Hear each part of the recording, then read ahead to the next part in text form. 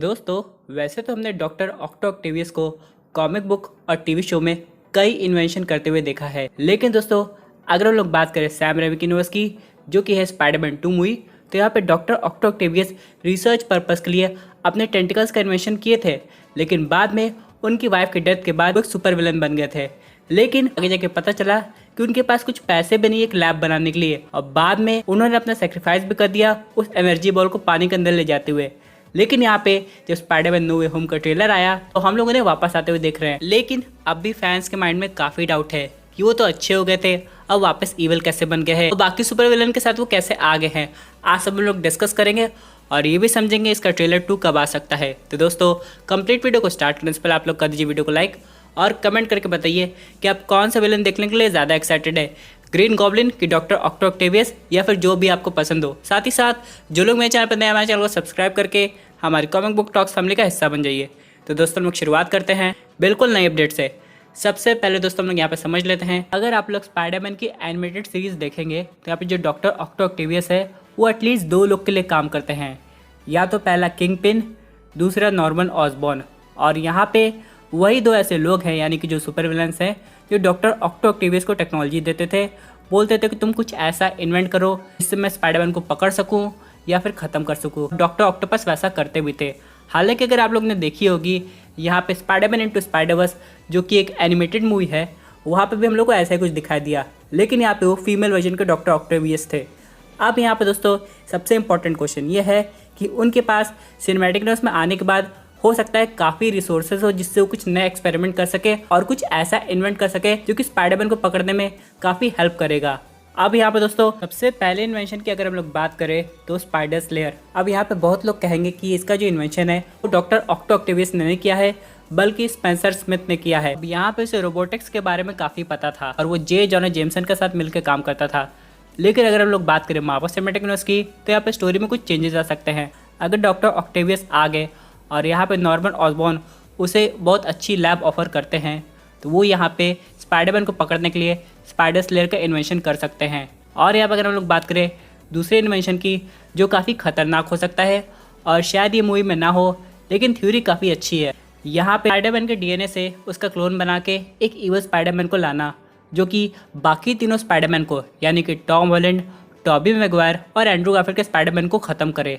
अब दोस्तों, ये जो क्लोन है, आप लोग कॉमिक बुक पढ़ेंगे तो ये डॉक्टर ऑक्टोपस और आर्मिन जोला, जो कि हाइड्रा के लिए काम करता है, दोनों ने मिलकर बनाया था।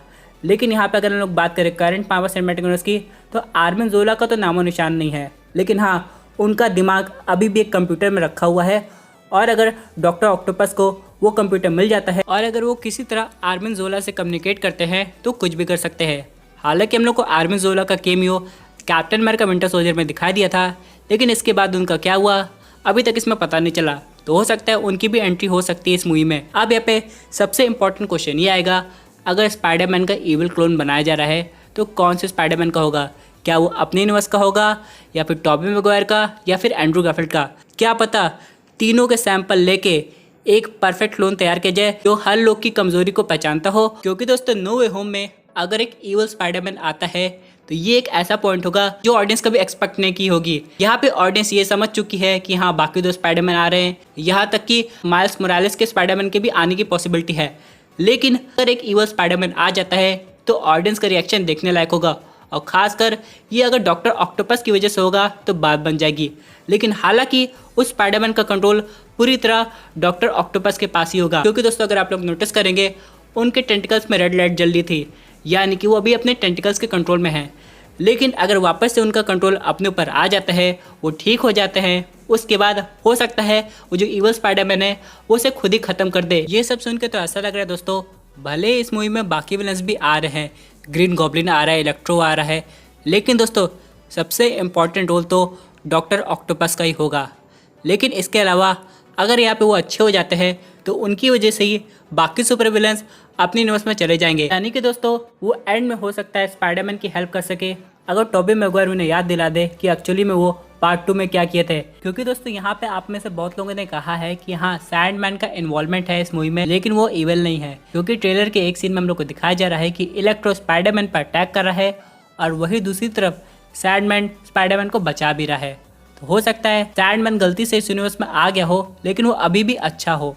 इन सब के अलावा दोस्तों यहाँ पे एक और इम्पॉर्टेंट बात है जो कि रिलेटेड है स्पाइडरमैन से ही। यहाँ पे आपने ट्रेलर में देखा होगा कि डॉक्टर स्ट्रेंज कुछ मंत्र पढ़ रहे थे, इससे पीटर पाकर ही स्पाइडरमैन है, ये सब लोग भूल जाएंगे। अब यहाँ पे पीटर पाकर ने 2-3 लोगों का नाम लिया, इसमें शामिल थे एमजे, नेड और आंट में।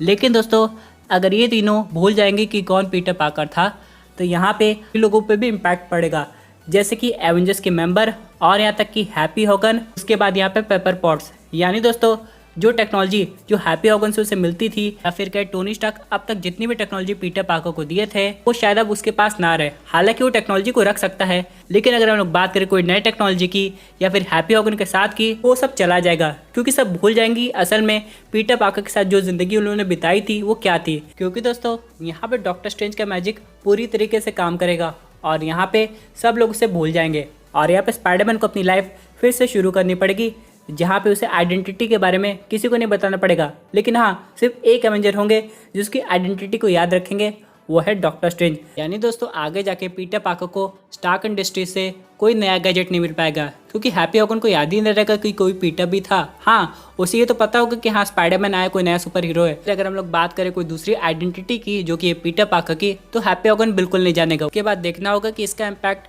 निक फ्यूरी पे कैसे पड़ता है, क्योंकि निक फ्यूरी तो कब से स्पाइडरमैन पे नजर रख रहे थे और नजर रखने के चक्कर में तो टेलॉस को ही निक फ्यूरी बना के पीटर पाकर के पास भेज देते थे और अपना तो वो स्पेस कंट्रोल संभाल ले। और यहाँ पर दोस्तों चलिए बात करते हैं आपके अगले क्वेश्चन की कि इसका ट्रेलर कब आ सकता है। तो दोस्तों इसका जो सेकंड ट्रेलर है वो काफ़ी इंपॉर्टेंट है और इसकी जो हाइप है वो पहले ट्रेलर से भी ज़्यादा होगी। अब यहाँ पे इसके ट्रेलर के आने की पॉसिबिलिटी है नवंबर में, जो कि आएगा इटर्नस मूवी के बाद। क्योंकि दोस्तों पहले तो लग रहा था कि ये जो ट्रेलर है ये लास्ट वीक ऑफ अक्टूबर में आ जाएगा, लेकिन ऐसा नहीं है। जैसे इटर्नस रिलीज हो जाएगी उसके बाद ही दोस्तों हम लोग को सेकंड ट्रेलर देखने को मिलेगा, ताकि जो स्पाइडरमैन नो वे होम की हाइप है वो अच्छी तरह बनी रहे। क्योंकि उसके बाद ही हम लोग 2 मूवी तो पहले ही देख चुके होंगे, जो कि है वेनम 2 और इटर्नस। और अगर मैं इटर्नस की कुछ और बात करूँ तो यहाँ पे ये कहा जा रहा है ये जो मूवी है ये थिएटर्स में रिलीज होगी। इसका भी हाल ब्लैक विडो जैसा बिल्कुल नहीं होगा, क्योंकि दोस्तों शैंग-ची इतना अच्छा परफॉर्म किया है तो इटर्नस को भी काफ़ी लंबे टाइम तक थिएटर्स में रखा जाएगा। और जब ये अपनी जर्नी थिएटर से कंप्लीट कर लेगी उसके बाद कोई सही टाइम देख के इसे डिज्नी प्लस पे रिलीज़ कर दिया जाएगा। और ऐसा ही कुछ हम लोग को देखने को मिलेगा आगे की मार्वल मूवीज़ में भी। अगर हम लोग बात करें इसके टाइमलाइन की तो कहा यह जा रहा है दोस्तों कि इसकी जो टाइमलाइन है वो स्पाइडरमैन नो वे होम के पास में ही होगी। दोस्तों ये थी एक अमेजिंग अपडेट के रिलेटेड थी नो वे होम और बाकी मार्वल मूवीज से। आई होप आपको ये वीडियो पसंद आई होगी। आपकी क्या व्यूज है इस पर्टिकुलर टॉपिक पे, अपने व्यूज जरूर कमेंट कीजिए। दोस्तों अगर आप ऐसे new super hero content enjoy करना चाहते हैं तो हमारे चैनल को सब्सक्राइब करके हमारी सुपर हीरो फैमिली का हिस्सा बन जाइएगा।